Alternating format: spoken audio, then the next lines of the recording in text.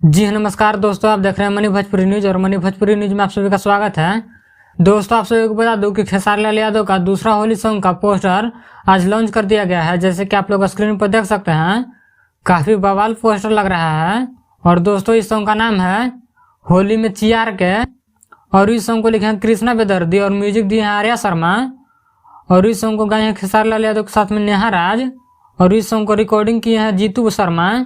और इस सॉन्ग का वीडियो डायरेक्टर है पवन पाल, और इस वीडियो में काम किए हैं खेसारी लाल यादव के साथ में सपना चौहान। दोस्तों, आप सभी को बता दूं कि इस गाना का नाम कुछ अलग ही ढंग का लग रहा है, होली में चियार के। काफी फनी अंदाज में इस गाना का टाइटल लग रहा है। और इस गाना को 27 तारीख यानी कि कल सुबह में 6:30 में खेसारी म्यूजिक वर्ल्ड पर रिलीज किया जाएगा, तो आप लोग देखना ना भूलें। इस वीडियो में इतना ही। इस वीडियो के बारे में क्या कहना चाहते हैं कमेंट करके जरूर बताएं, और मेरे चैनल पर नए हैं तो चैनल को सब्सक्राइब कर लें, ताकि ऐसा ही हिट मशीन खेसारी लाल यादव से जुड़ी सारी छोटी बड़ी खबरें सबसे पहले देखने के लिए मिले। तो मिलते हैं अगले वीडियो में, तब तक के लिए जय हिंद।